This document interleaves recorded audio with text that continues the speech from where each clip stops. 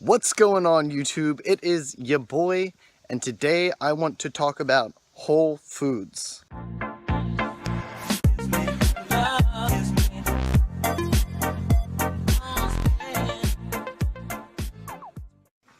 So today I'm walking through the woods. If it's a little bouncy, I'm sorry. That's just me walking.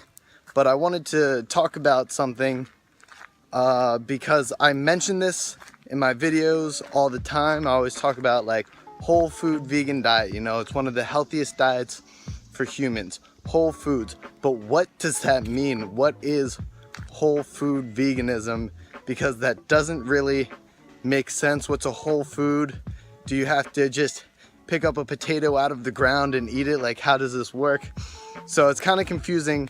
I wanted to clear up some questions about what it is and what you can eat and what you can't, blah, blah, blah, and just give you an idea about what is whole foods veganism and how can you do it. In the most basic form, what you can eat is anything that grows on this earth that looks good to eat. You know, if it's growing from the sunlight and stuff, if it's legumes or starches like potatoes or plants or fruits or vegetables, doesn't matter. If it looks good and it's growing from the ground or from a tree or from a vine or something, that's good. That's what you can eat. But it gets a little more complicated than that, because people are like, oh, you know, can I have this? Can I have that? Can I have flour? Blah, blah, blah, this, that. So we take foods and we constantly change the shape and form of them.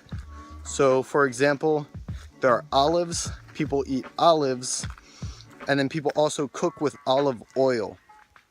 So what you do when you take olive oil is you take a lot of the essential parts of the olive out, and you are left with just the fat. You lose the fiber, you lose the nutrients, you lose the protein, you lose the carbohydrates, you lose everything except the fat. So what you're taking is the olive out of its natural form. So if you were to eat a whole olive, you would get all those nutrients, all those good things your body needs, and that's great for you. That's so good for you. But when you take just the fat out of it, it ruins the digestion process. It ruins your spread of macronutrients, which is your fats, carbohydrates, and proteins. So when you're doing that, you kind of ruin the food and you get nutritional imbalances and get some problems occurring. You rapidly digest the oil, it gets into your bloodstream. It's not like if you ate the olive whole, because you're losing a lot of the nutrients. So the idea of whole foods veganism is that when you're eating something, you just want all the parts of the food to be there, whether it is actually in its whole form or changed a little bit. So I'm gonna go through a couple examples to give you an idea of like what's a whole food and what's not a whole food. First thing I'm gonna talk about is corn. You know, corn, obviously, if you're eating corn on the cob, easy, whole food. You cut the corn off the cob, still whole food. You ground the corn into cornmeal, that's still a whole food. All the parts are still there. The issue is when you start taking parts out of the corn. So if you've ever heard of high fructose corn syrup, it's essentially just sugar, not a whole food. Corn, cornmeal, whole food.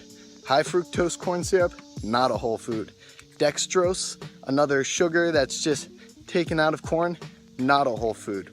So you can kind of see as they start taking essential parts of the food out, it becomes no longer a whole food. So we can do another example as well. Avocados.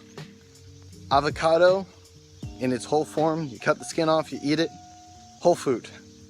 You take the avocado, you mash it up, you make some guacamole, whole food. Totally fine. You can sort of alter it in its natural state. Pretty much anything you can do at home is gonna leave something in its whole form. If you can do it, it's probably still gonna be whole. So you can mash up the avocado yourself, you can ground the corn yourself. Avocado oil, not a whole food. You're starting to take out just the fat, you're taking all the other good things out of the avocado, and you're losing the fiber, so you rapidly digest it. It's gonna cause imbalances. So avocados, good. Avocado oil, no good. Even things such as whole wheat pasta or any whole grain sort of pasta or whole grain breads, like they might not be totally optimal. You might not get it like in as close to its natural state as possible, but like those are still fine. You know, you'll still be okay eating those things as long as you're doing the whole grain. Even things like white rice are gonna be okay. Like brown rice is better, but white rice isn't gonna kill you. You know, it's still fine. It's not optimal, but if it grows from the earth, you're probably gonna be okay. So I just wanna make this as easy as possible for you. If you're in the grocery store and you wanna try this diet and you want to look at a food and wanna know if you can eat it, just easy test. 1, did this grow from the earth? Like, was this grown?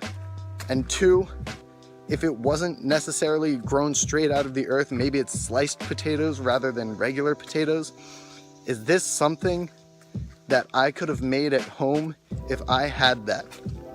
Because you're not gonna be pressing oil out of things really at home. So if you can make it at home and it grows from the earth, it's probably gonna be okay. The one thing I would sort of like shy away from are juices, and don't really juice things because juicing starts taking out a lot of the fiber. But if you really have to make like juice or a smoothie or something, I'd suggest blending it. Blending it still has some other issues, but blending is better than juicing because at least most of the food gets used. Like you still have all the parts there and they're not totally destroyed. So if it grows from the earth and you can make it at home, sliced potatoes, ground anything, you know, ground flaxseed versus regular flaxseed, it's fine. You can cook with it. You can sort of morph its shape. You don't have to eat it straight as its whole form. It's better if you eat it closest to its natural form, but you can cook it, you can do this, you can do that. So as long as you're doing that, you're following a whole food vegan diet. So it's not quite as hard as people think, but it's just like sort of the semantics of the word are a little bit confusing. So if you like this video, share it with a friend, and I highly suggest you do more research on it. There's lots of really great videos on YouTube, other people as well. There's a guy named like Mike the Vegan, lots of other vegan YouTubers that you can look up that can teach you about this and what you can eat, and like some good recipe ideas and like some science behind why it's so good for you. So I highly suggest you check it out, and please have a beautiful day. Peace.